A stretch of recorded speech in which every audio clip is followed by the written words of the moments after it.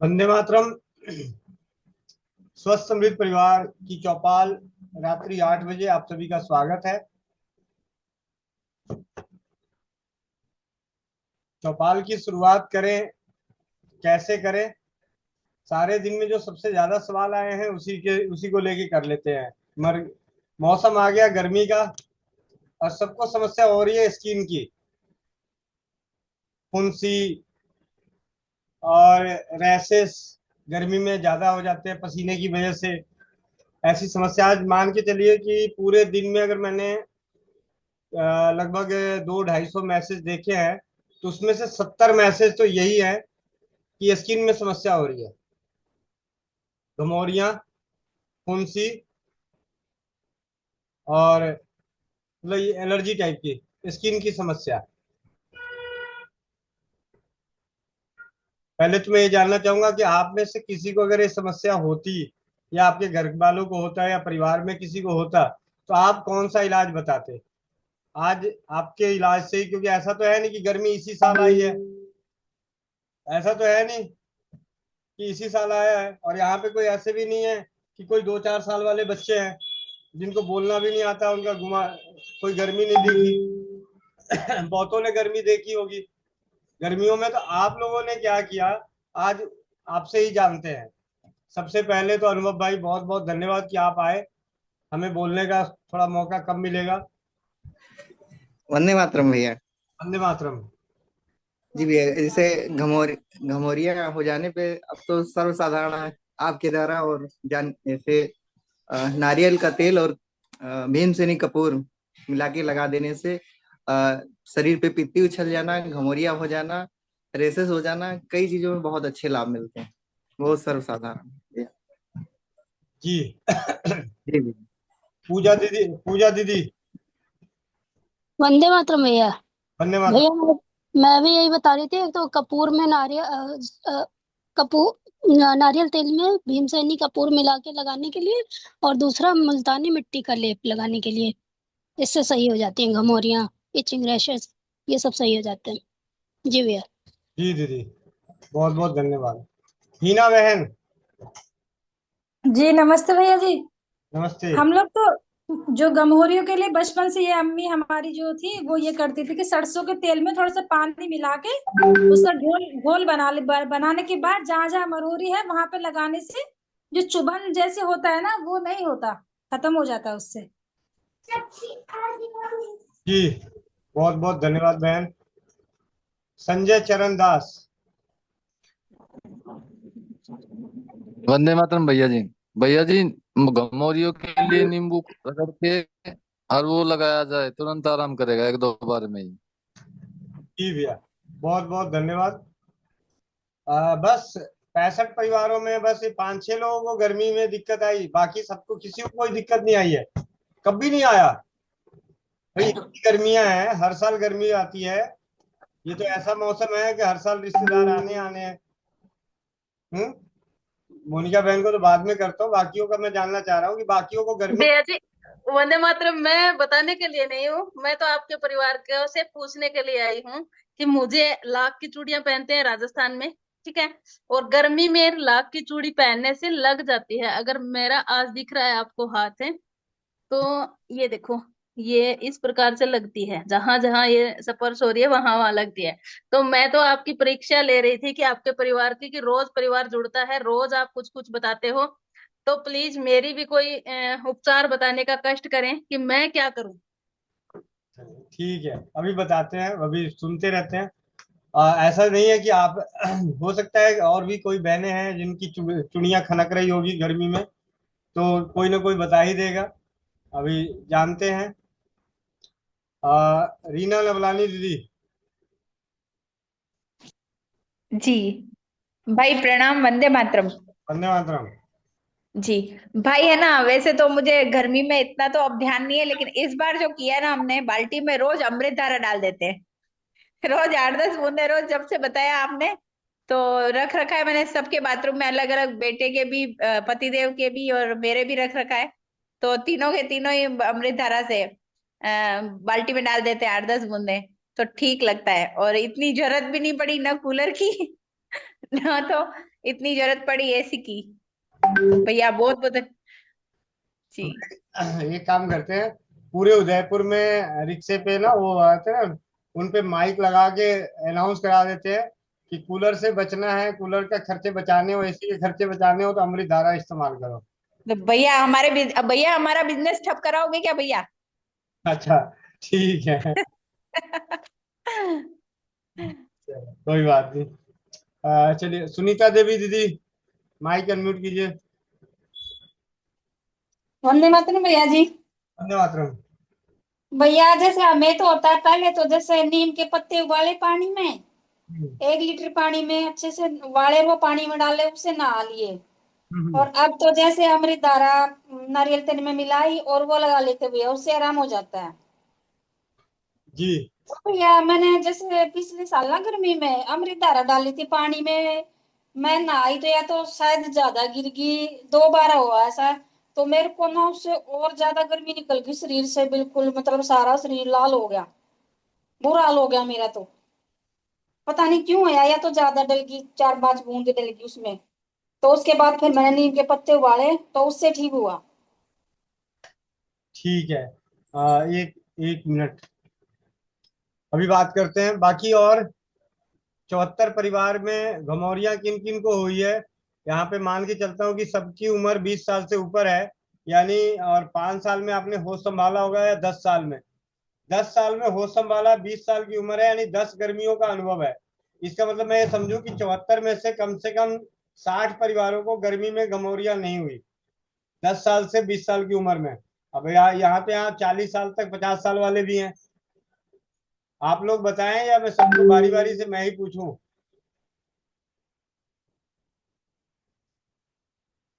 चलिए, अभी, अच्छा ठीक है, इसके अलावा ये जुनैद अख्तर भाई आ गए।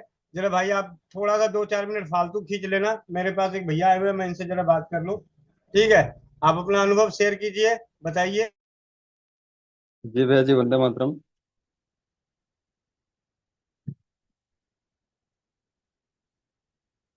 गर्मी में अगर दाने खून से निकल जाते हैं तो हमें तो नीम पत्ते तो हर हाल में उबाल के उसी से नहाना चाहिए।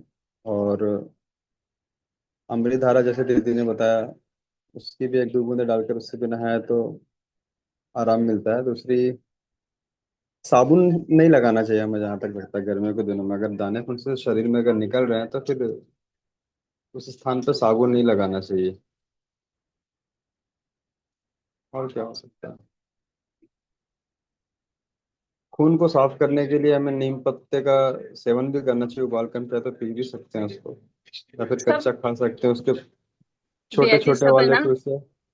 सब फिटकरी को भूल रही हूँ, भैया नहीं है इसलिए बता रही हूँ। आ जाएंगे, चिंता ना करो।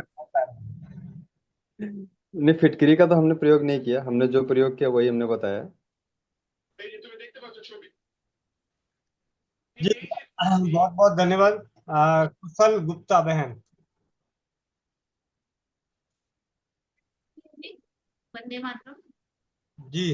भैया जी, जो दादी नानी के नुस्खे रहे हैं तो उसमें तो नीम का प्रयोग हम लोग गमोरियों को दूर करने के लिए करते रहे हैं।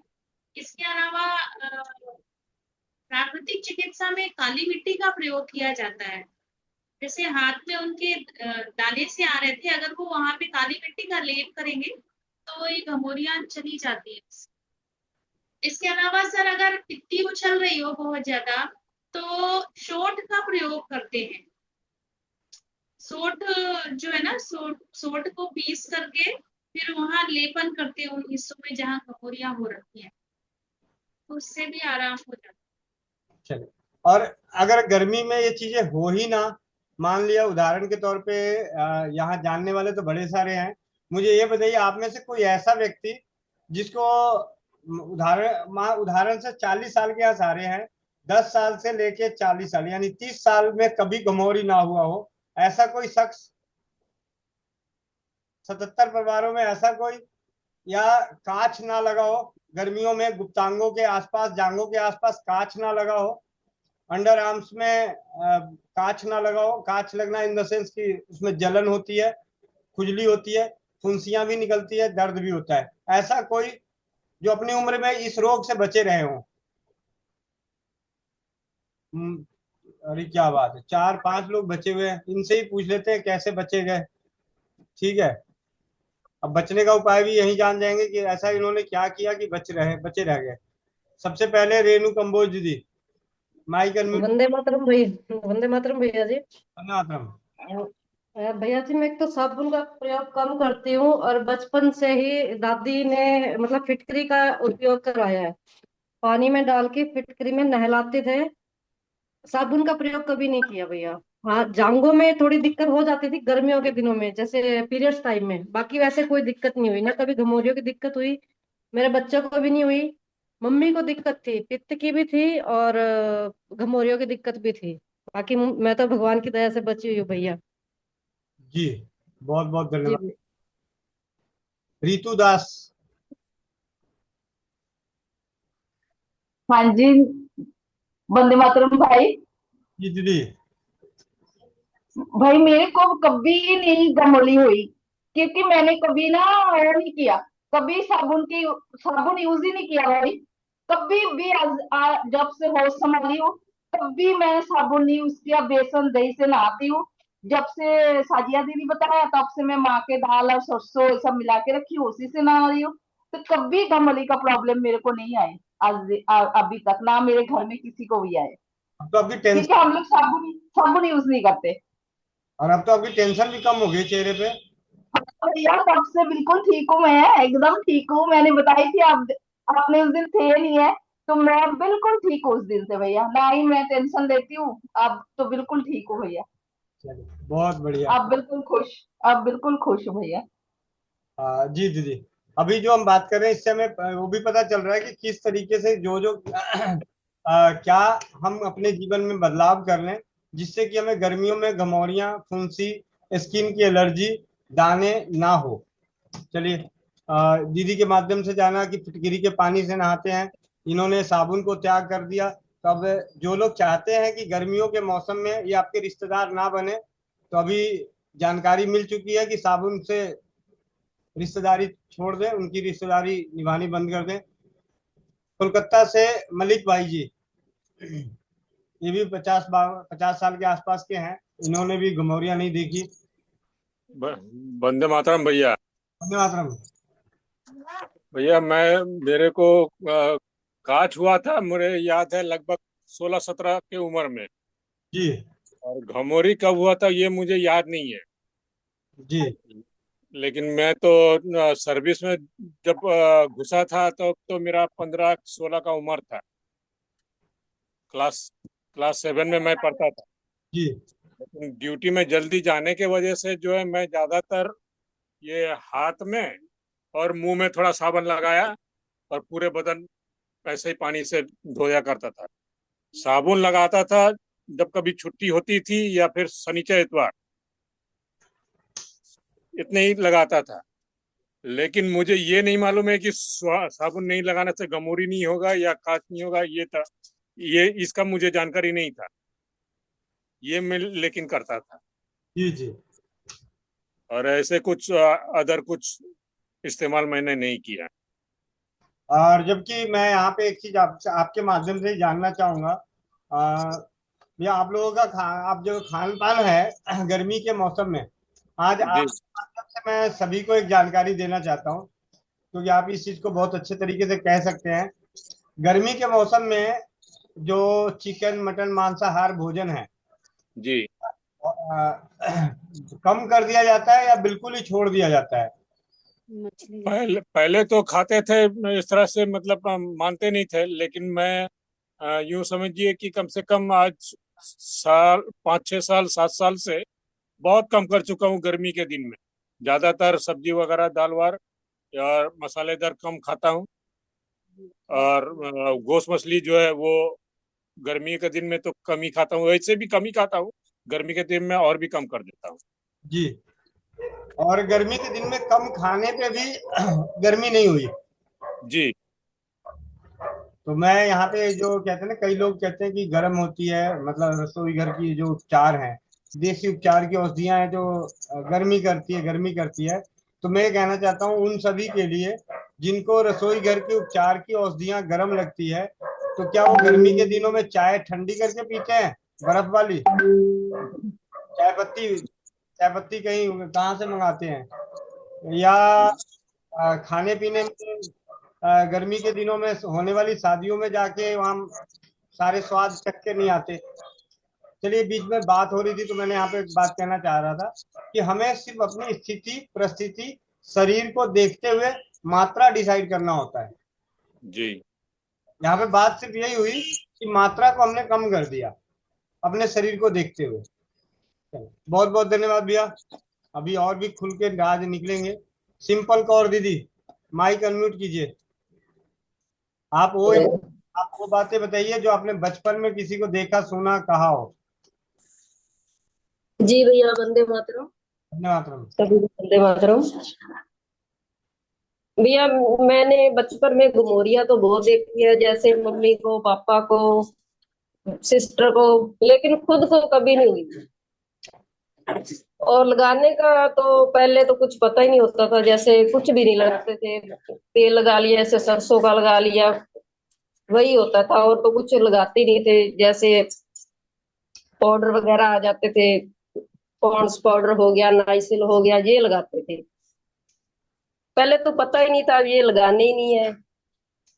तो वैसे परमात्मा की दया से ठीक थे पहले। तो अब पता चला कि ये चीजें भी नहीं लगानी चाहिए, हमने छोड़ दिया ये भी लगानी। और बिल्कुल ठीक है, ना तो घुमोरिया है ना कुछ है। दूसरों को होती है उनको बता देते हैं नारियल का तेल लगाओ, उसमें अमृतधारा डाल के लगाओ, या मुल्तानी मिट्टी का लेप लगाओ, ऐसे बता देते हैं। खुद को कभी नहीं। जी, बहुत बहुत धन्यवाद दीदी। और अभी मैं आपसे दोबारा बात करूंगा क्योंकि आपका जो प्रोफाइल पिक्चर है वो बड़े जी भैया। की हुई है। यहाँ बात साबुनों की हो रही है और यहाँ साबुन की भरमार है, और एक क्वालिटी का है वो भी। अरे देखने देते, जी भैया, साबुन की भरमार है जी, लगा रखे है जी। ये देखिए बन भी रहा है। रात में खाना बनने के बजाय साबुन बन रहा है। वाह वाह। खाना भी बन रहे हैं भैया साथ में ही। ठीक, हाँ जी भैया। बहुत बढ़िया। अभी आपसे और बनाना भी सीखेंगे जल्दी ही समय निकाल के। दीपक कुमार, झारखंड से। हाँ, वंदे मातरम भैया। वंदे मातरम जी। भैया, नहाने में तो मैं जब से राजीव भाई को सुना हूँ 2018 से, तब तो मैं साबुन बिल्कुल नहीं लगाता। जी। मुल्तानी मिट्टी से कभी नहा लेता हूँ, कभी बेसन से, कभी वो मसूर का जो दाल होता है उसको पीस के रखता हूँ। बाकी तो मैं तो बाथरूम में रखा हूँ मुल्तानी मिट्टी, नीम का पत्ता और बेसन मिला के रखता हूँ, कटोरी रखा हूँ, वहीं मिला के खोलता हूँ उसको, उसी शरीर में पूरा लगा के 5 मिनट छोड़ के उसके बाद नहा लेता हूँ। मुझे जब से ज्ञान हुआ तब से मुझे नहीं लगता है कि मुझे कब से घमौरी हुई है।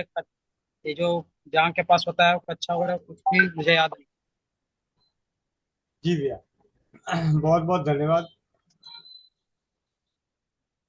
अभी अभी जिनका माइक अनम्यूट होने वाला है उनका तो जीवन का बहुत अनुभव है। हमसे भी चौपाल में 93 परिवारों में सबसे ज्यादा उम्र दराज माता जी, गीता मोहन माता जी, अमेरिका से। माइक अनम्यूट कीजिए। वंदे मातरम एंड राम राम सबको। और मैं ये कहना चाहती हूँ कि मैंने मतलब बचपन से बस एक साबुन देखा था, नौलखा, शायद कभी किसी ने सुना हो अभी। और वो बचपन में मैंने यूज किया था, मतलब जैसे क्लास में मतलब स्कूल में पढ़ते थे तब तक यूज किया था वो। सर भी उसी से धोते थे, नहाते भी उसी से थे। और उसके बाद वो मैंने साबुन उसके बाद बंद कर दिया था। शादी के बाद मैंने ना कोई साबुन यूज किया। अगर कभी सर धोना है तो एक दिन हफ्ते में एक बार ये धो देते थे नौलखा साबुन की चक्की से। और एक बस उसमें एक्सपीरियंस मेरे को ये हुआ कि मैं जब कपड़े धोती थी तो मैंने वो मेरे को मिलना बंद हो गया साबुन। उसके फ्लक्सेस भी मिलते थे, उससे कपड़े धोते थे। तो मैंने ये सरफ, आपने सुना होगा, सरफ एक्सल, मैटिक्स, दुनिया भर के कपड़े धोने के साबुन हैं। जो मैंने यूज करने शुरू किए, तो ब्रदर इन लॉ डॉक्टर हैं, तो मेरे को स्किन में खारिश शुरू हो गई। मैंने कहा कि ये क्या हुआ, तो उन्होंने बोला ये भाभी आपने कुछ चेंज किया है। मैंने कहा हाँ, मैं नौलखा साबुन के फ्लक्स यूज करती थी कपड़े धोने में, कभी मुझे कुछ नहीं हुआ आज तक। और ये मैंने यूज किया तो वो कहता है ये आपके हाथ गर्म होते हैं। मैंने कहा हाँ, जैसे ही पानी में घोलते हैं तो गर्म भी होते हैं। तो कहता है ये रिएक्ट करता है बॉडी से, इसको बंद कर दो, इससे स्किन कैंसर भी हो जाता है। और फिर वो मुझे ढूंढने में मतलब जगह मिली सदर बाजार में, और सदर बाजार और जहां जहां मुझे वो जगह, और आज भी मेरा मतलब इतने साल की हो गई हूँ, मैंने अभी भी वो कपड़े में नौलखा का एक वो चल पड़ा है गर्म कपड़ों का भी आजकल अभी भी। और मेरी 2-3 फ्रेंड्स और भी हैं, उन्होंने भी, वो मुझे कहते हैं भाई तू जाती है तो हमारे लिए भी ले आया करो। और मैंने ये साबुन यूज किया और मुझे ये पता चला, सबसे बड़ी बात ये पता चली कि इसके जो मैन्युफैक्चरर हैं वो जैन धर्म को मानने वाले हैं। और तो मुझे ऐसे लगा कि वाकई में कुछ तो होगा। और बस, और बाकी मैंने आज तक अभी तक अपनी लाइफ में उसके स्कूल टाइम के बाद मैंने कभी साबुन यूज नहीं किया। कभी कभी ये बच्चे कहेंगे शैम्पू से धो लो, उससे धो लो, हाँ, उसकी जगह मैं काओ यूरिन, गाय का जो यूरिन है उसका जो अर्क होता है उससे मैं कभी कभी नहाती हूँ, और उससे मैं सर भी धो लेती हूँ, मतलब बाल्टी में डाल के, और 1 ढक्कन 2 ढक्कन, और उससे मैं सर धोती हूँ। और भगवान की दया से मुझे कभी घमौरी और ऐसी प्रॉब्लम्स कभी नहीं हुई, मेरे को अभी तक तो नहीं हुई। जी माता जी, धन्यवाद। बहुत बहुत धन्यवाद। हीरालाल रात्रे जी, माइक अनम्यूट कीजिए। वंदे मातरम भैया जी। वंदे मातरम, वंदे मातरम। जी मुझे आज तक मोरिया नहीं हुआ है भैया, और मेरे बच्चों को और पत्नी को तो हुआ नहीं है। बस कुछ समय पहले मेरी माँ जी जो थी तो उसको होती थी कभी कभी घमौरियाँ। तो वो ठंडा वो बर्फ से उसको थोड़ा सा ऐसा लेप टाइप के उसको रेंगाती थी, तो उससे उसको अच्छा आराम मिलता था, ऐसा बोलती थी मेरी अम्मा। जी बहुत बहुत धन्यवाद। सुमन पाल बहन।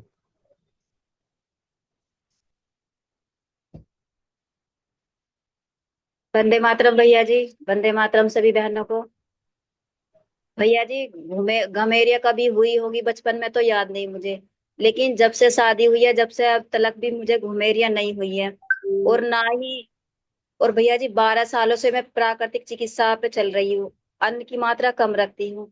तुलसी गिलोय परमानेंट रहते, बीच बीच में छूट जाती है, जैसे महीना 15 दिन, और आंवला भी कभी 10 दिन, कभी 15 दिन, कभी 1 महीना।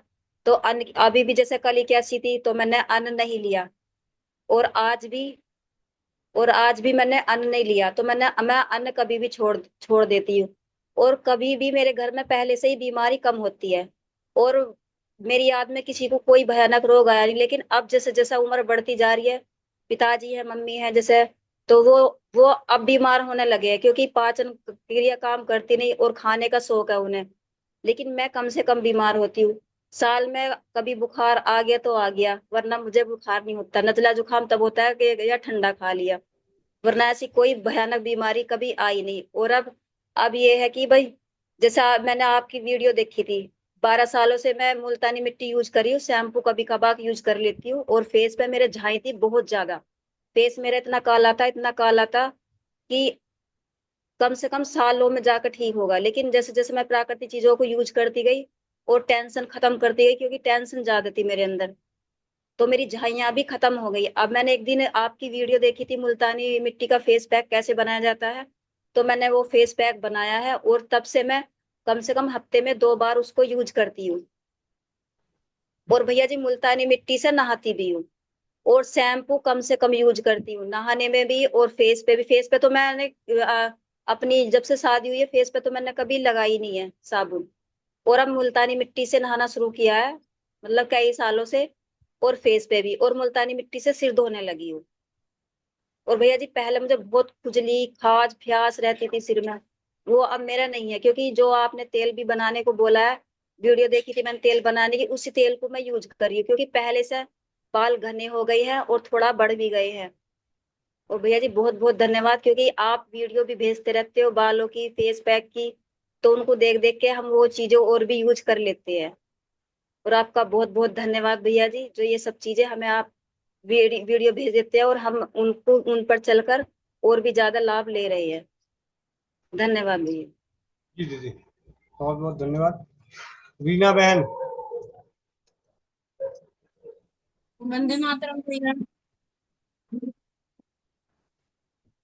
मेरे को गमोरिया हुई तो जब कुंवारी थी तब होती थी, लेकिन वो भी तब होती थी कि मैं हर 1 घंटे बाद नहाती थी गर्मियों में, तो मुझे इस वजह से गमोरिया होती थी। लेकिन शादी के बाद नहीं हुई मुझे। और नहाने के में तो मैं कच्चा दूध और गाय के से दूध से बनी दही यूज करती थी और एलोवेरा लगाती थी शरीर पे, तो उससे घमौरिया भी नहीं होती और ठंडक भी लगती है शरीर में मतलब।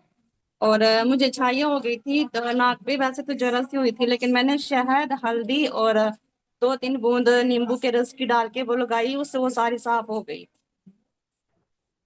और मुल्तानी मिट्टी और हल्दी का, बेसन का ये भी मतलब लेप कर लेती थी मैं कभी कभी, तो इससे मतलब बहुत अच्छा रहता है। जी जी भैया। बहुत बहुत। परमेश्वरी दीदी।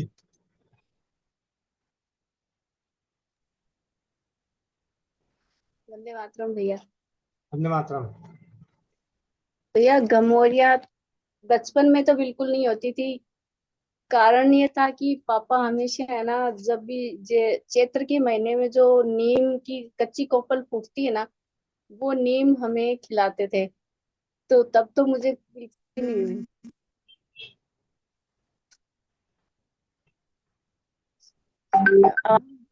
फोन आ गया था भैया, आवाज आ रही है मेरी? हाँ जी, आ रही है। बीच में फोन आ गया था। आज तो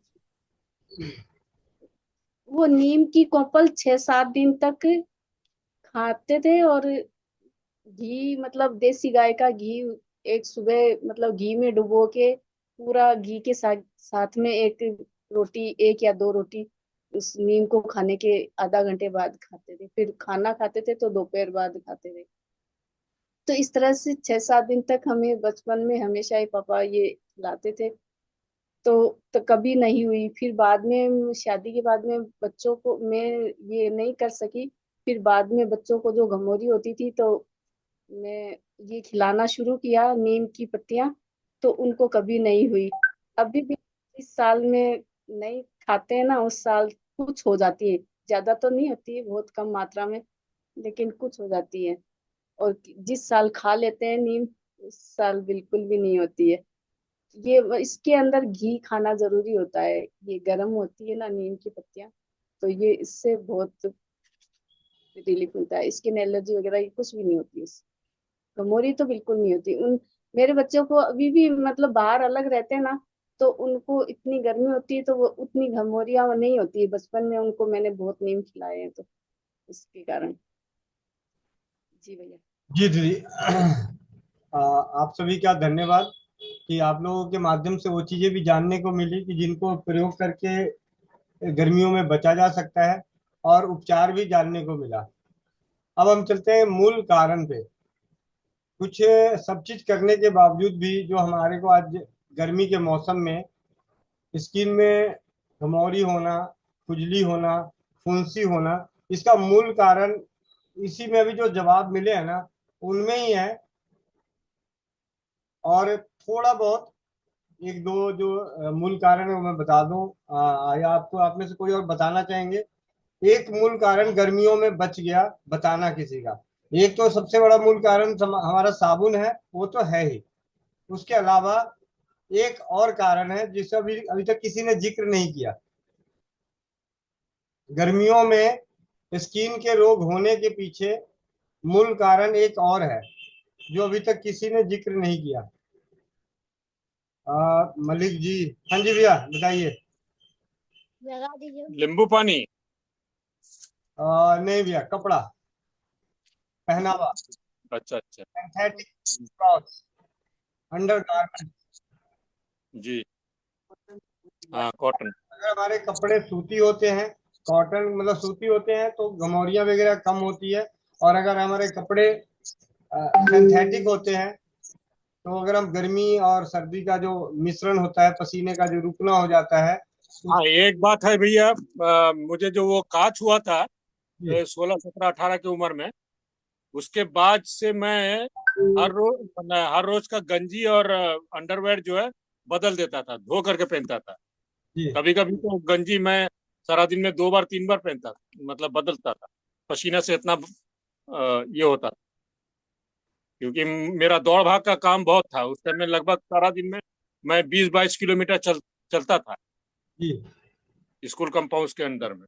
लेकिन घमौरा बहुत, पसीना बहुत होता था, घमौरी नहीं होता था। जबकि घमौरियों का मूल कारण ही कपड़ा है। साबुन का तो साबुन से तब दिक्कत आती है जब आप साबुन लगाने के बाद बहुत ही अच्छे से स्नान नहीं करते हैं।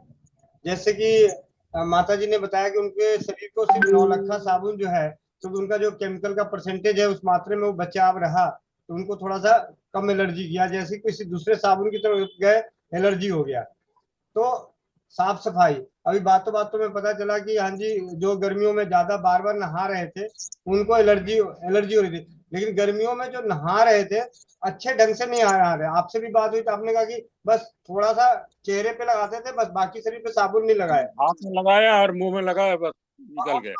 और शरीर पे जब हम साबुन लगाते हैं तो कई जगहों पे हम जल्दी के चक्कर में अगर सही से धुलाई नहीं हुई और वो साबुन के कण रह गए और शरीर को एलर्जिक मतलब एलर्जिक टाइप का होना होगा तो हो जाएगा, इसमें कोई दो राय नहीं। लेकिन सबसे बड़ा कारण है वो है कपड़ा जी। मेरे पास आज मैं कह रहा हूँ 75 में से मतलब ऐसे मतलब इतने ज्यादा आए हैं। किसी के काफ के पास है तो किसी के पेट पे है, किसी के मतलब जांघों के पास है। क्या हो रहा है जी? एलर्जी हो रही है, दाने दाने दाने दाने हो रहे हैं, मतलब घमौरिया कह लीजिए, उसके फोड़े फुंसी कह लीजिए। तो इनमें से जो 90% है वो कपड़ा है। जी जी। कपड़ा ही सबसे बड़ा। और कपड़े को गर्मियों के मौसम में तो हमेशा धो के, ऐसा तो हर मौसम में साफ। और गर्मी एक ऐसा मौसम है कि अब रोज जितना मर्जी कपड़े गीला कर लो कोई दिक्कत नहीं जी। बरसात के मौसम में गीले कपड़े पहने रहने पे घमौरियां नहीं होगी, लेकिन पित्ती उछलती है कईयों को, पित्ती उछलती, ठंडा सरद गर्म लगता है। जी जी जी। एक हैंड रेस और पटना से खड़ा हुआ है, और निधि बहन माइक अनम्यूट कीजिए। वंदे मातरम भैया।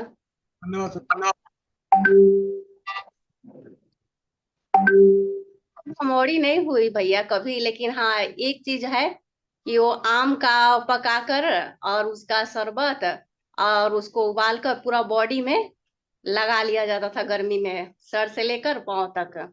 उसके बाद फिर आधे घंटा के बाद उसको नहला दिया जाता था। जी।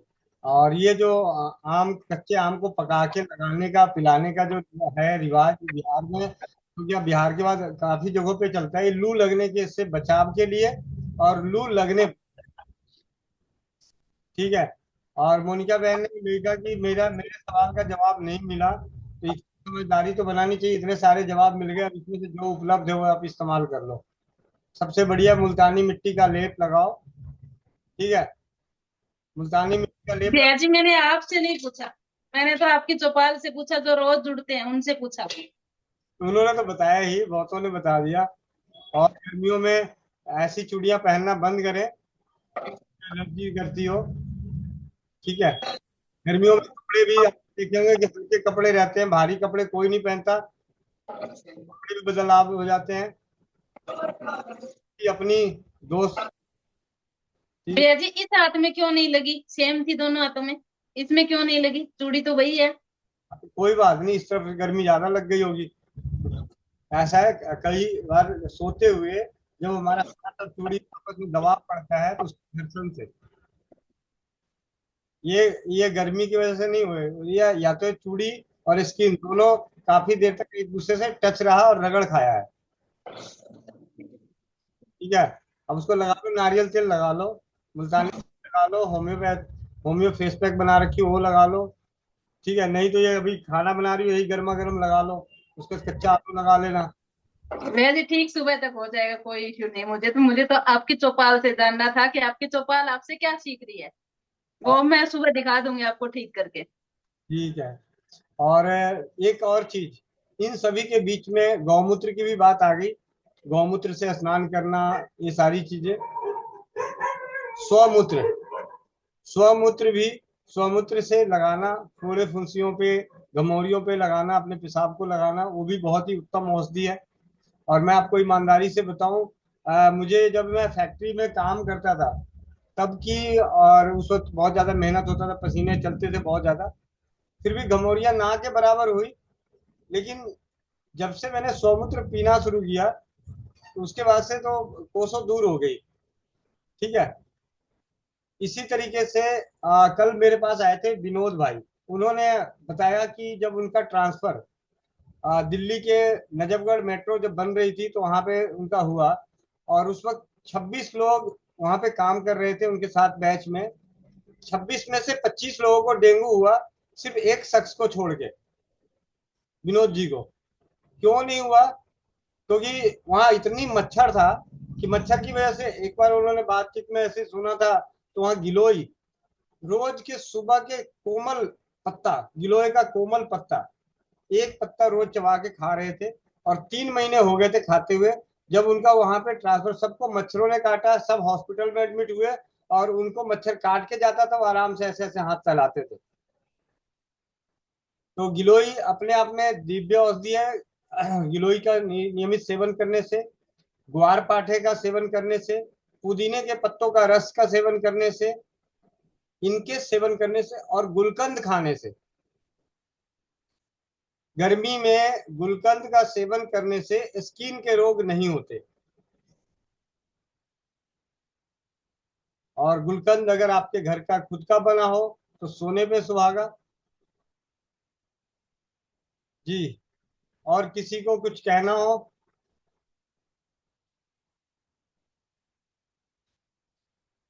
परमेश्वरी दीदी। जी भैया, एक मेरा आज फीडबैक है।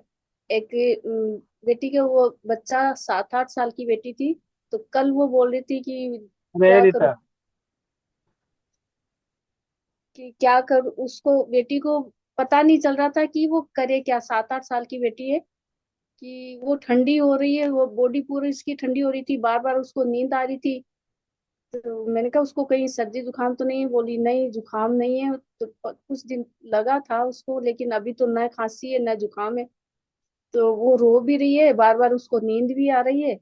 मैंने कहा आप थोड़ा 3 मिर्च लेकर, और उसको उसके ऊपर से वार के 7 बार घुमा के, और चूल्हे में उसको जला दो आग में। तो उसने वैसे ही किया, दिन में 2-3 बार किया उसने। तो रात को फिर मैंने कहा एक काढ़ा भी उसको दे देना रात को सोते समय, जो जुकाम के लिए दिया जाता है। सौंठ या अदरक, और एक काली मिर्च, और एक थोड़ा सा गुड़, और थोड़ी सी अजवाइन, उसका उसने काढ़ा भी दिया। फिर सुबह बता रही थी, बहुत खुश हो रही थी कि वो एकदम से आराम से, आज खूब आराम से उठी है और स्कूल भी गई है, और उसको बहुत आराम आ गया है। वो बहुत खुश हो रही थी भैया। इसका, ये मिर्ची का प्रयोग उसका बहुत फायदा किया है भैया। बहुत बहुत धन्यवाद, जो हमें इतनी अच्छी जानकारियां मिलती हैं। तो कितनों को हम इतने सरल तरीके से उनको उपचार बता देते हैं। और वो तो बहुत परेशान थी कि डॉक्टर के पास जाना पड़ेगा रोजाना। मुझे हर 5-7 दिन से इन बच्चों के लिए डॉक्टर को 8-10 दिन से बुलाना ही पड़ता है या ले जाना पड़ता है। मैं तो बोल रही थी, ताई जी आपकी वजह से बहुत मेरा दवाइयों का खर्चा बच रहा है। पूछती रहती है, मैं बता देती हूँ उसको। जी जी। और धन्यवाद। अपेक्षा गुप्ता। वंदे मातरम भैया। भैया मेरे हाथ की उंगली में मैं अंगूठी पहनती हूँ, तो अंगूठी के नीचे छोटे छोटे दाने और खुजली हो जाते थे हर साल गर्मियों में। और हाथ में जो सबसे छोटी उंगली होती है जिसको काली उंगली बोलते हैं, उस तरफ भी छोटे छोटे खूब दाने हो जाते थे और वहां भी खूब खुजली होती थी। तो आपने बताया था अगले साल गर्मियों में मतलब दाने फोड़े फुंसी के लिए, तो मैंने भी नीम के पत्ते को उबाल के उससे बार बार दिन में 4-5 बार धुलती हूँ, और नारियल के तेल में कपूर मिला के लगा उसको मिक्स करके मैं लगाती रहती हूँ। तो 5-6 बार एक दिन में लगाती थी, और 2-3 दिन करने से वो दाने सब ठीक हो गए। अब देखना है इस गर्मी में फिर होता है कि नहीं। और ये दिक्कत हमको 5-6 साल से था। तो पर साल मुझे इसी से आराम हुआ। वंदे मातरम भैया। बहुत बहुत धन्यवाद। संजय चरण दास जी। वंदे मातरम भैया जी। धन्यवाद। भैया जी, एक कारण है ना ये फोड़े फुंसियों का ना, हम लोग जो सर्दियों में गर्म पानी से नहाते हैं, एक मुख्य कारण ये भी है इसमें। और इसके लिए है ना, अपना जो सत्यानाशी है उसका रस निकाल के और तेल में शुद्ध करके लगाया जाए तो फोड़े फुंसी, खाज, एक्जिमा, मतलब काफी जो क्रिटिकल जो समस्याएं हैं चर्म रोग से रिलेटेड, उसमें बढ़िया भैया जी बहुत अच्छा रिजल्ट है इनका। वंदे मातरम भैया जी। बहुत बहुत धन्यवाद। चाचा जी।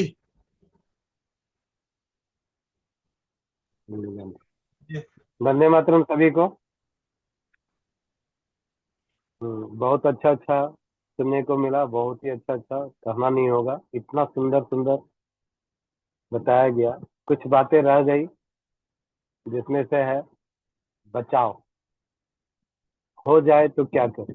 बहुत बार घमोटियां इतनी बड़ी बड़ी हो जाती है कि वो ठीक होने का नाम नहीं लेता। किसी किसी को गर्मी में इतना पसीना निकलता है तो पसीना से पूरा शरीर पूरा बदबू मारने लग जाता है। उस पसीने से बचें कैसे, इसका बचाव कैसे करें, इसका उपाय सबसे पहला जो बड़ी बड़ी अगर घमोटियां निकल गई हो एकदम फफोले की तरह, उसमें बर्फ जो है बहुत ही अच्छा काम करता है। अगर आप बर्फ को ले और उससे जब मसाज करने लग जाते हैं तो उससे ये बहुत तेजी से ये ठंडा पड़ना शुरू हो जाता है और ये बिल्कुल घमोटियां मर जाती है, बिल्कुल ठीक हो जाता है ये। दूसरा उपाय, सुहागा 1 चम्मच पीसा हुआ बिना फुलाया हुआ कच्ची सुहागा को पीस लें, बाल्टी में घोलें और घोल करके उस पानी से जब आप नहाते हैं तो आपको पसीना जो है बहुत कम आने लग जाता है। तीसरा उपाय, बेलपत्र जो है उसको ले आए, चटनी की तरह पीस करके छोटी छोटी गोलियां बना लें, छाया में सुखा लें उसको, उन गोलियों को 2-2 गोली सुबह शाम पानी के साथ में अगर आप लेने लग जाते हैं तो अतिरिक्त पानी, पसीना जो बहुत पसीना निकलता है, कभी कभी ऐसा हो जाता है कि अगर किसी किसी के साथ में ऐसा होता है कि मोजा में इतना बदबू हो जाता है, जूता पहनते हैं उसके साथ में मोजा पहनते हैं तो उस मोजा में इतना बदबू होता है कि अगर वो रूम में खोल दे तो रूम में रहना मुश्किल, उल्टी की तरह उबकाई की तरह होने लग जाता है। उसको रोकने के लिए सबसे अच्छा उपाय है बेलपत्र। बेलपत्र को चटनी की तरह पीस करके छोटी छोटी गोलियां बना लें, 2-2 गोली सुबह शाम इसको लेने से इससे कम करता है। एक फिटकरी का जो लेप है, फिटकरी को पानी में घोल लें, तो पानी से अगर आप जब पूरा नहा लेते हैं, नहाने के बाद में फिटकरी के पानी से जब आप पोंछ लेते हैं तो उससे क्या होता है, जितना भी प्रकार के स्किन से संबंधित जो परेशानी है उसमें आपको बहुत कम कर देता है ये। 1 मग पानी में कपड़ा डुबो करके या ज्यादा पानी में घोल करके फिटकरी को, उससे जब आप नहाते हैं तो पसीना का जो बदबू है उसमें भी कम करता है और इन्फेक्शन जो कम करता है, घमौरियों को कम करता है। घमौरियों में लगाते हैं तो उसमें भी कम करना शुरू कर देता है। और नीम का पत्ता जो बताए ये भी बहुत ही अच्छा है। नीम का पत्ता को ले आए, पीस करके पानी में घोल करके उसको छपकाइए, जैसे सरफ को हम लोग डाल करके कैसे घोलते हैं तो फेन छोड़ता है, झाग छोड़ता है, उस झाग को निकालने का कोशिश कीजिए थोड़ा सा, तो उसमें डाल करके पूरा छपकाइए, पूरा छपका करके उसको जब घोलते हैं कि इस पानी के घोल से अगर आप कील मुहासे वाला पर भी अगर प्रयोग करते हैं तो धीरे धीरे कील मुहासा भी इससे बहुत तेजी से ठीक होता है। जो बहुत बड़े बड़े कंपनियां जो लोशन या बहुत सारी क्रीम बना रही उससे आप लाभ नहीं ले सकेंगे, लेकिन अगर आप नीम के पत्तों को पीस करके झाग बना करके अगर आप लगाते हो उस झाग को, ये बहुत तेजी से काम करता है। पीपल का पत्ता को भी पीस करके पानी में घोल दीजिए और उसके पानी से चेहरा को धोने शुरू कीजिए तो कील मुहासे को झाग ठीक करता है। और अगर इसी पानी को अगर आप थोड़ा बदन में कपड़ों से लेकर के पोंछते हैं तो आपके घमौरियों के ऊपर ही है और तो अच्छा काम करेगा। जी भैया, यही मेरा अनुभव था जो सबसे सोच कर रखते थे, ये सब बताएंगे। और बाकी नारियल तेल में कपूर मिला करके नहाना, नहाने के बाद में नारियल तेल कपूर वाला तेल को पूरे बदन में लगाइए और लगा करके उसके बाद थोड़ा पानी से नहा लीजिए और नहाने के बाद में रगड़ रगड़ के पोछिए तो थोड़ा कुल कुल ठंडा ठंडा महसूस होता है, जैसे कोई सिंथोल टाइप का जो पाउडर होता है या नाइसिल टाइप का पाउडर होता है उस टाइप का कुल कुल महसूस होता है। अगर ज्यादा परेशानी हो तो लगा करके थोड़ी ज्यादा मात्रा में बॉडी में लगाए और रगड़ रगड़ करके थोड़ा पानी उझल करके नहा लें और थोड़ा रगड़ रगड़ करके पोछे तो आपका बदन की घमौरियों को ये पूरा का पूरा ये ठीक करता है। अगर शुरू से लगाना शुरू कर दें तो लास्ट तक घमौरियां नहीं निकलती।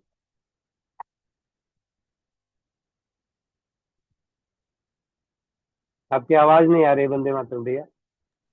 बहुत बहुत धन्यवाद जी हाँ शोभा कुमारी जी। वंदे मातरम भैया जी। वंदे मातरम।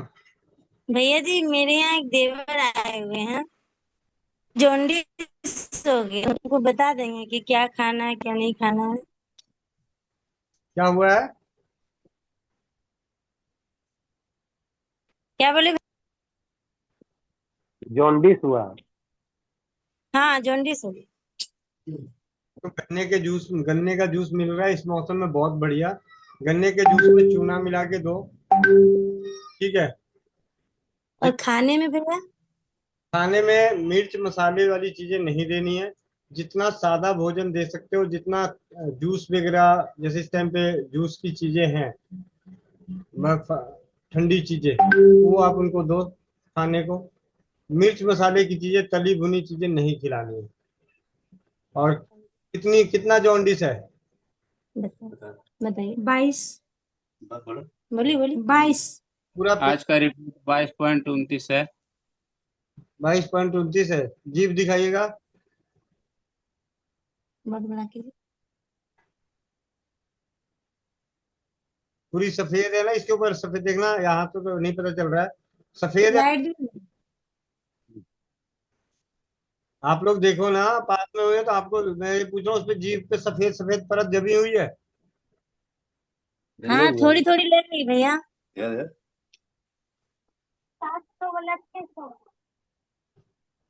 सबसे सरल में आप उनको गन्ने के जूस में चूना मिला के दें, ठीक है। अभी नीम के पेड़ों पे ना फूल लगे पड़े हैं, फूल, फली नहीं लगी है, फूल लगे पड़े हैं। हाँ, 1 से 2 चम्मच फूल ना चबा चबा के खाने को दो, नीम के फूल, एक दिन में 2 से 3 बार। और अगले दिन और उस फूल को 1 चम्मच पानी के साथ पीस के उसका रस अगर आंखों में डाल दो तो पीलापन कम हो जाएगा। या तुलसी के पत्तों को पीस के उसकी एक एक बूंद आंखों में डाल दीजिए, ठीक है। और सबसे सिंपल सबसे सरल चूना, आप किसी भी रूप में चाहे दही में डाल के लें, लेकिन गन्ने के जूस में लीजिएगा तो बहुत बढ़िया। ठीक है भैया जी। ठीक है। भैया इसमें हल्दी भी वर्जित होता है क्या? नहीं, ऐसा वर्जित तो नहीं होता, लेकिन फिर भी आप रखो तो, क्योंकि कई लोग कहते हैं ये पीला पीले जैसा है, लेकिन हर्जित, जबकि हल्दी से पीलिया का इलाज भी होता है। जी भैया, हल्दी बंद नहीं होता है इसमें, लेकिन वो गलत धारणा, मानसिकता बनी हुई है। और नमक भैया, नमक लेना है? हाँ जी, नमक लेना है। ठीक है भैया जी। ठीक है। वंदे मातरम। तो आज हमने चौपाल के जरिए जाना घमौरियों के बारे में, बहुत ही सरल तरीके से वो चीजें जो आप सभी ने ही बताई कि किस तरीके से घमौरियां होने का कारण भी पता चला, सरल इलाज भी पता चला। और लेकिन सबसे बड़ी बात यह है कि इस चौपाल में इतने सभी लोग, इनमें से यानी कि आप में से किसी ने घमौरियों के लिए दवाइयां नहीं खाई ना, एक बार भी नहीं खाई? खाई होगी, सब यहाँ पे ज्ञानी बन बैठे हैं, ठीक है। सब नाइसिल का पाउडर इस्तेमाल किया है जीवन में, एक ना एक बार नाइसिल का पाउडर अपने बदन पे छिड़का है घमौरी। भैया जी दवाइयाँ खाई नहीं, नहीं खिलाई नहीं घर वालों ने। नहीं, नाम तो नहीं लिया है ना, लेकिन मैं कुछ ना दवाइयां भले ना खाए और नाइसिल का पाउडर तो जरूर छिड़का होगा। भैया जी आपने बचपन में कभी पाउडर मिला था क्या आपको? सच ईमानदारी से बता दो भैया जी। मुझे पाउडर के लिए पैसे मैं लेता था, मांगता था, तो जाके फिल्म देख के आता था, और साबुन के पैसे से फिल्म देख के आता था, समोसे खाता था। मेरे दादाजी आते थे, कहते थे ये रहा तेरे कितना मिलता था, 80 रुपये कमरे का किराया, और 35 रुपये ट्यूशन की फीस, और 5 रुपये डेली के हिसाब से 150 रुपये की सब्जी के पैसे। ठीक है। और ऐसे करके जो थोड़े पैसे मिलते थे तो मैं उनमें से सब्जी पूरी नहीं खाता था, भुजिया खा के रह लेता था। और नानी के घर से जाके प्याज टमाटर ले आता था, तो सब्जियां खरीदता नहीं था। वो पैसे बचा के मतलब दोस्तों के साथ समोसे खाना, तंदूर वाली रोटी खाना। ठीक है। हमारे साथ क्या हुआ भैया जी कि बचपन में तो पाउडर मिला नहीं, घर में हमने पाउडर देखा नहीं। ठीक है, एक घर में होता था, वो होता किस लिए था मुझे आज तक समझ में नहीं आया। एक पाउडर रखा रहता ना, इसी नीले रंग का उसका बॉक्स ऊपर होता था ढक्कन, वो रखा किस लिए होता था ये बात का हमें पता नहीं। ऊपर स्लेब पे रखा रहता था, ठीक है, पर वो लगाने को कभी हमें मिला नहीं। उसके बाद ससुराल शादी हो गए, बड़े हो गए, थोड़े समझदार हो गए, घर गृहस्थी ठीक हो गई। उसके बाद दादाजी एक्यूप्रेशर जानने वाले और आयुर्वेद जानने वाले, तो उन्होंने इस मुल्तानी मिट्टी से बाहर ही नहीं आने दिया। तो भैया जी हम तो रह गए ऐसे कैसे। और अब सच बताओ भैया जी, अब है घर में सब कुछ है, पर अब हम खुद आयुर्वेदिक हो गए, तो ये पड़ा है तो इसको हम यूज नहीं करते। ये है कब का, इसका ये शायद एक्सपायर होके जाएगा या फिर हो गया होगा। इसकी डेट क्या है, ये है भैया जी 2017। अब बताओ, मेरी शादी के बाद पाउडर हमने खरीदा, ये 2017 का पाउडर है, ठीक है। और उसके बाद का आज तक इसमें पड़ा ही है, अभी तक इसको फेंकना ही पड़ेगा। ये ऐसे ऐसे करके, ये वाला एक, इसको भैया जी जब खरीदा था जब आप मिले नहीं थे, याद आई? जी। ठीक है, इस पाउडर को हमने उस टाइम खरीदा था, उस टाइम के बाद तक दोबारा फिर ये पिछली साल की दोबारा पतिदेव के हुआ था जांग में, तो ये फिर से लेके आए थे उसके दौरान दूसरी बार। अब भैया जी ये इतना इतना आइटम पड़ा है, ये पतिदेव का ड्रॉर है, ये वाला मेरा ड्रॉर है। इसमें देखो जी क्या क्या है, इतना सामान मेरे ड्रॉर में रहता है।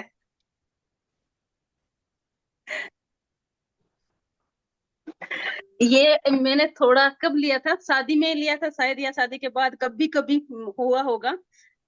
ये शायद भैया जी एक्सपायर हो गया होगा या हो जाएगा, मुझे 2024।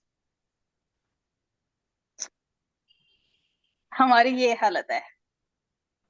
तो पहले घर वालों ने नहीं दिलाया, अब हम खुद आयुर्वेदिक हो गए, तो अब हम खुद यूज नहीं करते भैया जी। हमारे साथ तो नाइंसाफी हुई है। और मुझे बहुत कम इसलिए हुई कि साबुन के पैसे से मैं फिल्म देख जाता था या समोसे खा जाता था। साबुन में लगाता नहीं था, भगवान ने थोड़ा गोरा बना दिया था, तो ऐसे टेंशन नहीं था। भाई साबुन पे तो वो दिमाग लगाएगा ना जो थोड़ा सांवला हो, तो परमात्मा ने ऐसे थोड़ा सा। और हाँ, यहाँ बिहार से होंगे आप लोगों ने तो मुल्तानी मिट्टी जाना, मैं तो मुल्तानी मिट्टी दिल्ली में आके नाम सुना है। मैं आपको बता, हमारे यहाँ दूसरी मिट्टी मिलती है, हेमंत भैया। मेट, हेमंत। उसका नाम भैया जी हमारे यहाँ तो मेट है। मुल्तानी मिट्टी मैंने तो आयुर्वेद में पढ़ने के बाद आई, हमारा नाम था मेट। मिट्टी, रेहड़ मिट्टी।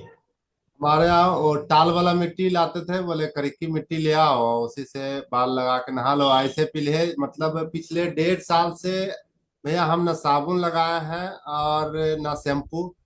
जब कुछ लगता है थोड़ा बहुत, जिस दिन गंगा जी अगर स्नान करने जाते हैं उसी दिन गंगा जी के किनारे में मिट्टी ढूंढते हैं, तो थोड़ा बहुत मिल ही जाता है, और उसी मिट्टी से स्नान कर रहे हैं। वो अभी जिस दिन गंगा जी जब जाते हैं तभी, अदरवाइज बाथरूम में तो सिर्फ पानी से ही नहाते हैं।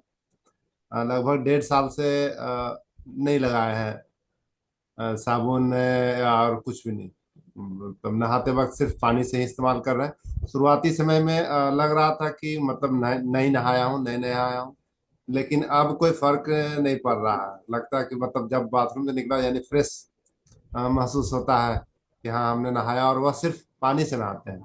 बस एक ही चीज है कि पानी से नहाने के बाद तौलिया से इस तरह की तौलिया से ना उसको मतलब पोंछ लेते हैं, तो लगता है कि फ्रेश है सा। अदरवाइज जिस दिन जल्दीबाजी में रहे, अगर नहीं तौलिया से पोंछे तो फिर लगा कि नहीं नहाए हैं, उस तरह का फीलिंग होता है।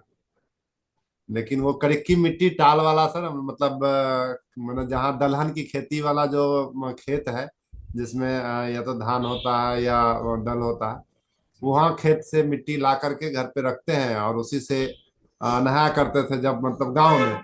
पटना में तो समस्या है ये कि अगर बाथरूम में नहा लें तो वह मिट्टी बह के जाएगा कहाँ, वो पूरा चेम्बर वगैरह जाम जाम हो जाएगा। इसलिए नहीं नहा पाते हैं बाथरूम में मिट्टी से। बच्चे लोग को भी नहाना होता है तो या तो छत पे टेरिस पे जा करके और नहाते हैं। और अब तो है कि वो छोटा सा आंवला का पाउडर, रिठा का पाउडर और ये तो यही तीनों चीज ला करके उसी को एक लोहे के बर्तन में डाल देते हैं और अगले दिन उसी से वाश करवा रहा हूँ बच्चे लोग को। अब तो और एक सोने पे सुहागा स्वास्थ्य फ्रीडम वाला पैड का जेल के साथ बालों को नहला रहा हूँ, 1 चम्मच दूध के साथ। अभी छोटा वाला जो है, जिसका मतलब अभी 2 महीने का हुआ है, उसे भी दूध से नहला रहा हूँ, साबुन से नहीं नहला रहा जी।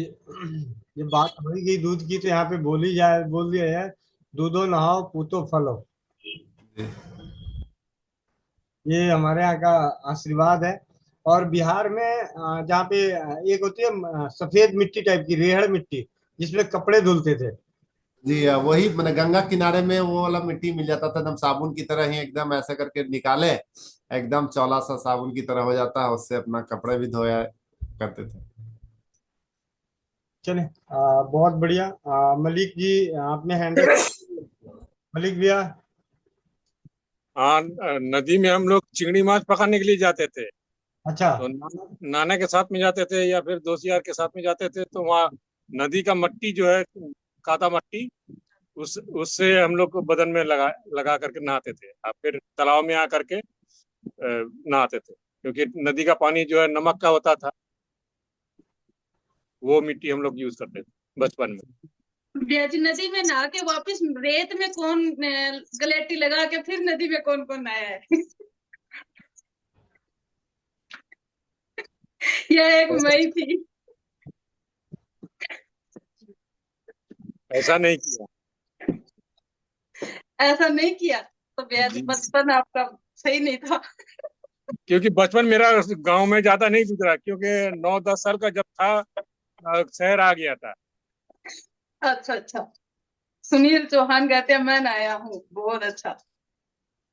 हमने भैया जी ऐसे नहाए हैं, ठीक है।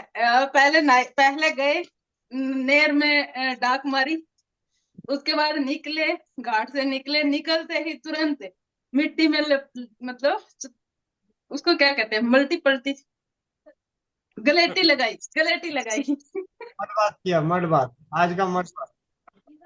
आज का भैया जी वो मड बात होगा, मुझे पता नहीं। हमने तो गलेटी लगाई, उसके बाद फिर से नहर में आए। और ना गर्मी का एहसास होता भैया जी, ना सर्दी का। अब कहते हैं कि गर्म ठंडा गर्म हो जाएगा, क्योंकि मिट्टी गर्म है, तपती हुई मिट्टी है, और पानी ठंडा है, तो ठंडा गर्म हो जाएगा। बचपन में कुछ नहीं हुआ। लोटपोट, हाँ लोटपोट। छुटकी को मार पड़ी थी, वो भी बता रही है। आ गई छुटकी, आ गई। जी भैया। और हाँ, एक बार जोड़ में नहीं, पापा ने कैसे बाहर खड़ा कर दिया।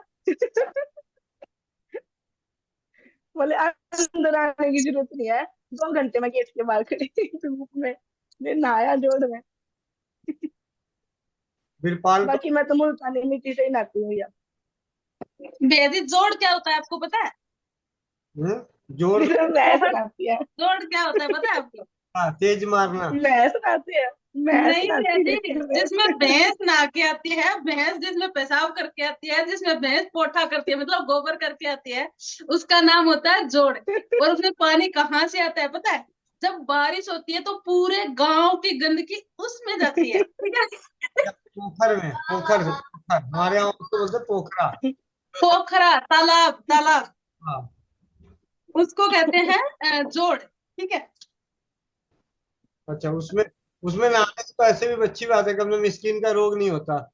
हाँ, चुटकी वहां नहीं है। हमारे वहां तो गई भैया, भैंस लेके नहीं गए जोड़ पे, ताऊ की लड़की ले गई थी, उसके साथ चली गई। परमिशन जाने की मिली थी, नहाने की नहीं मिली, पर नहाई तो पिटाई हुई। मैंने भी 1-2 बार नहाया उसमें, लेकिन वो भैंस के ऊपर बैठ के, क्योंकि मुझे तो तैरना आता नहीं था, पूछ पकड़ के रखता था कि डूब ना जाऊं। भैया जी ईमानदारी से उस टाइम पता नहीं होता था कि जोड़न का पानी कहाँ से आता है, क्या होता है, इसमें पेशाब करती है, ये जानकारी नहीं होती थी, सच्चाई बताए। और भैंस जब अंदर जाके डुबकी लगाती वो बाहर निकलती नहीं, तो उसको बाहर निकालने के लिए अंदर जाना पड़ता था, उसको भैंस को लेके आने के लिए भी हमें तो नहाना पड़ता था।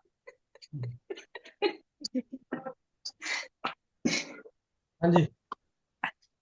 अगर हम अब के समय की बात करें तो हमें दिमाग की कमी थी। बिरपाल कौर जी।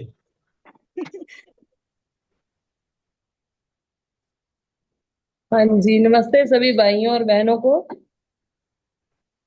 नमस्ते दीदी। हाँ जी भैया, मैंने बताना था कि पिछले 4 साल से हमने ना तो कभी साबुन लगाया स्किन पे, जैसे दही, छाछ और नींबू, इससे नहाते हैं। और पिछले 4-5 साल से मैंने कभी एलोपैथी की एक मेडिसिन, कोई टैबलेट नहीं ली है, आपको सुन सुन के।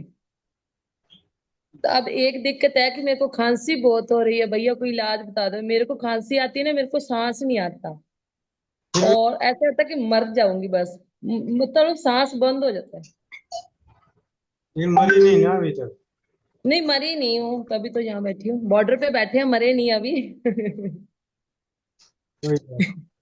सूखी खांसी है या नहीं, थोड़ा बलगम भी है, बट ऐसा कभी नहीं हुआ। जब तो खांसी नहीं आती मेरे को, ऐसा होता है कि सांस नहीं आ रहा, जैसे उठू सा आता, पता नहीं क्या हो जाता है, ऐसे कोई दिक्कत हो रही है। खराश बहुत ज्यादा होती है जैसे गले में, उसके साथ मुले मैंने वो मलट्ठी चूसी है, चूस रही हूँ, और हल्दी और नमक का पानी भी ले रही हूँ। थोड़ी सी राहत मिलती है, फिर वैसे ही हो जाता है। जी। ऐसा है, 2-3 बार मुलेठी को ना आप चूसिए उसको, और हाँ रात को सोने से पहले, आज रात को सोने से पहले अदरक, गुड़, अजवाइन, हल्दी, सरसों का तेल, हम्म अदरक, गुड़, अजवाइन, हल्दी, सरसों का तेल थोड़ी थोड़ी मात्रा में लेके चबा के खाइएगा, ठीक है? हाँ जी, और चबा के खा हो जाइएगा, जब जब आँख खुले दोबारा तब जाके पानी पी लीजिएगा। ठीक है भैया, धन्यवाद। ठीक है। सुशील भाई, आपने कितनी भैंस के साथ डुबकी लगाई? भैया राम राम, वंदे मातरम। भैया जो मोनिका दीदी जो बोल रही है ना, वो सत्य नहीं बोल रही है। अच्छा। मोनिका दीदी कहती है कि जो तालाब होता है गांव के किनारे, तो उसमें गाय भैंस गोबर करती है, पेशाब करती है, ये असत्य है। कभी भी जो भी गांव रहने वाले हुए हैं जिसने भैंस गांव मतलब तालाब में नहलाए है, कभी भी नोट करना, वो वहां से निकलने के बाद ही गोबर करती है, पेशाब करती है। तो ये दीदी को हो सकता भैया जी है लड़ते जानकारी टाइम नहीं है। दोनों गोबर करते हैं, हमारे बसु बहुत लड़ते थे, और लड़ते टाइम ऐसे पूंछ ऊंचा कर करके गोबर पेशाब क्या ही बताऊंगा, वीडियो बना नहीं सकती, आज भी बता दूं। तो वो दीदी तालाब में नहीं लड़ते थे, वो बाहर ही लड़ते थे, ठीक है, नहीं बाहर ही। भैया जी तालाब में लड़ती थी, सींग उलझ जाता था, हमें तो वापस जा जा के निकलवा के लाना पड़ता था। भैया दूसरी देखो बात, भैया हमारी भैंस कैसी होगी, आप ये देखो। दूसरी बात दीदी, आपने कहा गांव का जो गंदा पानी है वो तालाब में जाता है, वो आजकल की बात कर रहे हो दीदी आप, सीवर लगी मतलब सीवर की टाइप का। नहीं पहले भैया कोई जी, भी बारिश का पानी नहीं, सीवर का पानी नहीं भैया जी, गांव में सीवर नहीं है अब तक। बारिश होती है ना, तो तालाब का मतलब होता है ढलान में होना, पूरा गांव का पानी होता है बारिश का, वो पानी वहां जाता है। हाँ, तो बारिश का पानी साफ होता है, और बारिश के पानी से चिकित्सा भी होती है, आपको पता भी है, आप आयुर्वेद की बहुत पर अच्छी। भाई मैंने क्या कहा कि हम मंद बुद्धि थे, इसमें कोई दो राय नहीं, भैया मानो या ना मानो। अक्ल नहीं थी, सच बताऊं, गोबर में उसमें नहाए हैं। दीदी सारे ही पशु पक्षी जो हमारे नहाने जाते थे, कपड़े धो के आते थे, साफ पानी होता था। और उसमें कहीं, उसमें तो कमल के जो फूल होते हैं वो भी हो जाते थे, ठीक है। और हाँ वो जहाँ कमल फ्राई होती थी भैया जी, मिलेगा बिल्कुल। वहाँ शुद्ध पानी होता है दीदी। बस यही बताना चाहूंगा भैया, हमने तो खूब तालाब में क्या होता था, जिसके किनारे पे जो मिट्टी होती थी चिकनी, उसको लगा के पूरे शरीर पे सुखा के फिर तालाब में नहाते थे। और जब भी मौका मिलता था तो ये जरूर कार्य करते थे भैया। और उससे मड थेरेपी बोलते हैं आजकल, पता नहीं क्या क्या बोलते हैं, और ये स्किन प्रॉब्लम नहीं होती थी उससे। ठीक है भैया। बहुत बहुत धन्यवाद चौपाल से जुड़े रहने के लिए। भैया जी मैं तो सुशील भैया की बात से सहमत नहीं हूँ, वोटिंग करेंगे। कर लो दीदी, कर लो, आज यही रही। चलो आज हरियाणा वाले तैयार हो जाओ और राजस्थान वाले भी तैयार हो जाओ, मैं आज तो वोट अभी तय हरियाणा करेंगे। में रही हूँ, मेरा गांव हरियाणा में है, ठीक है, तो मैं तो हरियाणा की हूँ, ठीक है। और अब तो मैं वीडियो मंगा के तैयार हूँ कि भाई अपने गांव के जोड़ की वीडियो भेजो, सुबह तक वीडियो अपलोड करवा सकती हूँ, पर वो कराओ देख के कराओ। काम करेंगे। ठीक है दीदी, ठीक है, प्रॉमिस, पक्का रहा। पर इस बात को कौन कौन मानता है कि गाय भैंस अंदर गोबर करती है, पेशाब करती है? इस बात को कौन कौन गाय तो घुसती नहीं, भैंस की बात है, भैंसों की बात है। आकांक्षा गंगेश मानती है। लो भाई हरियाणा आपके पड़ोसी पहला हुआ। सबसे पहले तो मैं ही मानने को तैयार हूँ कि उसमें इंसान जाके धोते थे। लो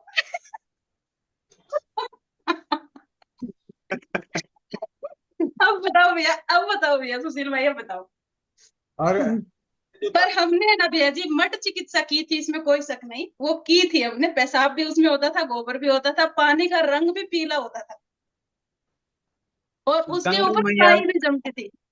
दीदी जितने भी पवित्र नदियां है, क्या उसमें नहीं सही ये क्रिया करते हैं? सब करते हैं, पर फिर भी पवित्र है। ले एक बात, पवित्र अपवित्र की दुकान से आई भाई, हमने तो नहीं। जो जमुना के किनारे रहते हैं, क्या वो ये क्रिया नहीं करते? गोविंद भैया बता रहे, फिर भी साफ रहती है। भैया जी बात वो नहीं थी, बात थी कि मोनिका बहन गलत है, यहाँ पे बात वो नहीं है, नहीं, बात वहां पे आओ। मोनिका दीदी गलत नहीं है, मोनिका दीदी की जो जानकारी है वो गलत है, मैंने ये कहा दीदी। नहीं भैया जी, हमने जो देखा हमने वो बताया, गोविंद भैया ने जो देखा वो गोविंद भैया ने बताया, आपने जो देखा वो आपने बताया, आपका जोड़ ही पवित्र है, तो हम क्या करें भैया जी, भाई आप हमारा तो जोड़ इस प्रकार का है। दीदी गोबर नहीं करती, आप कितना भी बोल लो उसका कोई फायदा नहीं है। मैं आपको एक और चीज बताता हूँ। हमारे गांव के, मेरे गांव के जैसे हमारा बगल में ना पूरा तालाब बना हुआ है, मतलब पूरे गांव बारिश का पानी और जगह के 100 घरों के नाले का पानी उसमें उतरता है। सारा यहाँ की तरह सीवर नहीं डले हुए हैं, और वो सारा उसी में उतरता है और उसी में गाय भैंस जाती है। फिर उसको निकालने के लिए अभी जैसे गर्मियां आएंगी, सारी भैंस उसके थोड़े से पानी में जाके बैठ जाएगी, फिर लोग जाके उसको निकालेंगे, उसमें डंडा मारेंगे, उठाएंगे, करेंगे। इसमें कोई दो कोई घर के पास का होगा। हाँ, नहर का पानी चलता हुआ रहता है, उसमें गंदगी कम टिकती है। हाँ वो चल रहा है भैया जी, इसलिए उसमें गंदगी नहीं दिख रही, वो चल रहा है, और वो रुका हुआ है इसलिए उसका रंग पीला है। और ये गांव की अगर हम पूर्वजों की बात करें ना, तो बनाया ही जोड़ इसलिए जाता था कि बारिश का पानी उसमें इकट्ठा हो और पशु उसको पीने में काम आए, और खेती में सिंचाई के लिए काम आए। काम आए। हाँ भैया जी ये सच्चाई है, और उस पानी को यूज भी करते हैं, उसके आसपास कुएं भी लगा रखे हैं, ट्यूबवेल भी लगा के खेतों में पाइप लेके जाते हैं। और कल की चौपाल है, कल सुबह 5 बजे होगा अभ्यास। और मोनिका बहन ने एक नया अभियान छेड़ा है, नारी सुरक्षा जागरूकता अभियान। यानी इन्होंने जो सीखा है वो खुद सिखाने के लिए प्रतिदिन 4 बजे शाम को सिर्फ स्त्री रोग विशेषज्ञ माँ नारी शक्ति को बचाने के लिए, उनके हर छोटी से छोटी समस्याओं के ऊपर बातचीत के लिए, तो 4 बजे आपको लिंक मिल जाएगा, नारी सुरक्षा अभियान। बंधन सुबह 5 बजे होगा अभ्यास, और कल 2 बजे बंधन उपचार की कक्षा, और कल उसकी स्वाध्याय करेंगी रेणु कंबोज दीदी। आपका आरोग्य आपके हाथ का। और उसके बाद आधा घंटा उनका स्वाध्याय रहेगा, और आधा घंटा हम चाचा जी के संग रहेंगे। आप सभी का बहुत बहुत धन्यवाद। और शाम की चौपाल में कल शनिवार है तो मंत्र चिकित्सा जी। और कल की सूचना है, शायद कल होगा आरती दीदी के साथ, जिन्होंने भी उनकी पेड कोर्स करने के लिए जो ज्वाइन किए हैं, तो मेरे ख्याल से उनकी सूचनाएं मिल जाएगी कि क्या टाइमिंग है उनका पहले दिन का, जो उनकी क्लास होगी विशेष, उनके ग्रुप में आपको जानकारी मिल जाएगी। वंदे मातरम, जय हिंद, जय भारत, जय राज्यवाद। मिलते हैं सुबह 5 बजे योगाभ्यास, 4 बजे नारी सुरक्षा, 2 बजे बंधन उपचार और 7 बजे मंत्र चिकित्सा।